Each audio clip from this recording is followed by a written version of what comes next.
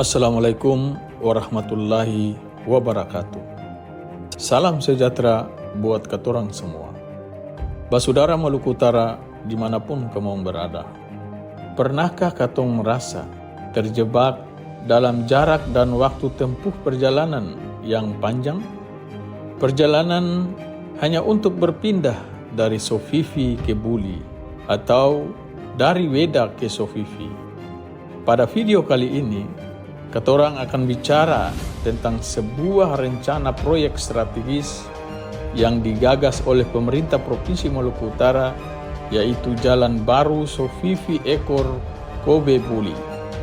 Jalan ini bukan sekedar aspal yang dibentangkan di atas tanah, tapi ini merupakan urat nadi baru yang akan menghubungkan 3 kabupaten, Halmahera Tengah, Halmahera Timur, dan Tidore Kepulauan.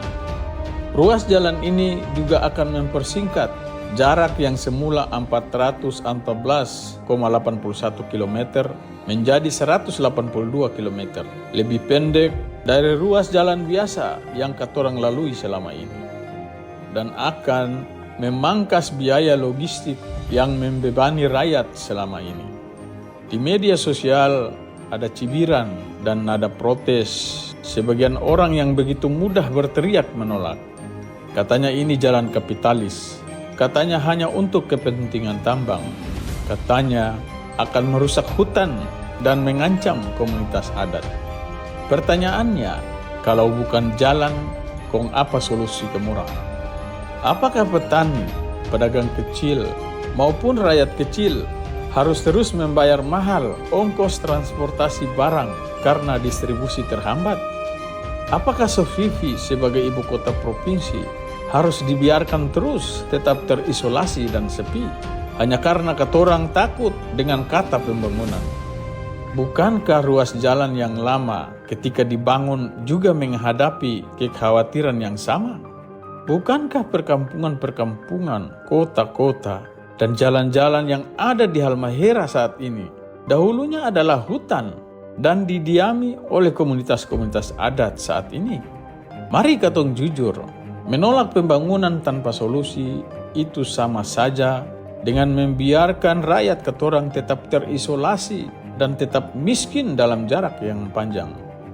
Data berbicara sangat jelas bahwa pembangunan jalan baru ini akan memangkas Sofifi Ekor dari 75 km menjadi 27 km. Sofifi Kobe dari 90 km menjadi 34 km. Ruas Ekor Buli dari 113 km menjadi 56 km. Coba bayangkan, dengan ruas jalan baru ini, waktu tempuh katorang bisa berkurang setengah dari waktu tempuh selama ini. Biaya transportasi menjadi turun drastis, akan muncul perkampungan baru, dan hadirnya peluang ekonomi rakyat semakin terbuka lebar. Pasar akan lebih dekat, hasil pertanian dan tangkapan nelayan lebih cepat sampai, biaya hidup lebih ringan, dan Sofifi akhirnya bisa menjalankan perannya sebagai ibu kota yang sesungguhnya. Lalu, bagaimana dengan masyarakat adat dan hutan? Beta yakin pemerintah daerah baik provinsi maupun kabupaten tidak menutup mata. Prakondisi dan diskusi ala Shirley Ikram dan Anjas yang disaksikan beberapa kepala daerah dalam video singkat yang viral menunjukkan bahwa rencana proyek ini adalah harapan bersama ketiga pemimpin daerah ini. Hutan bagi masyarakat adat bukanlah hanya sekedar pohon, tapi bagi mereka adalah rumah, sumber pangan, bahkan ruang sakral.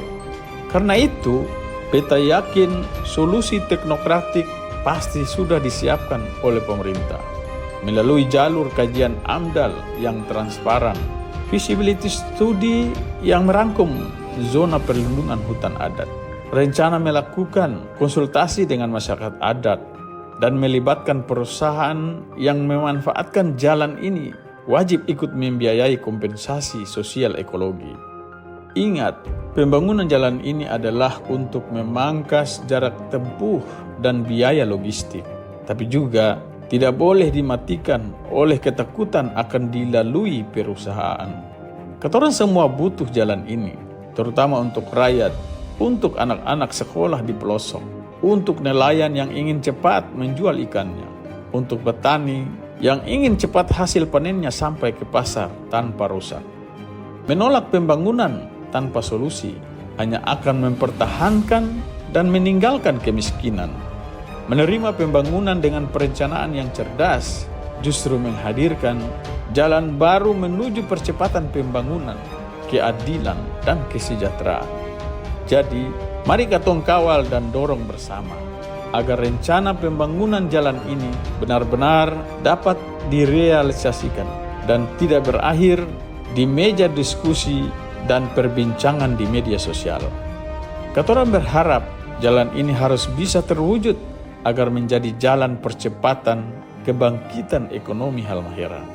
Pembangunan bukan soal siapa yang teriak paling keras, tapi siapa yang mampu memberi jalan terbaik untuk masa depan Maluku Utara. Bagi teman-teman yang memiliki pendapat lain, silakan berikan komentar di bawah ini. Terima kasih atas atensinya.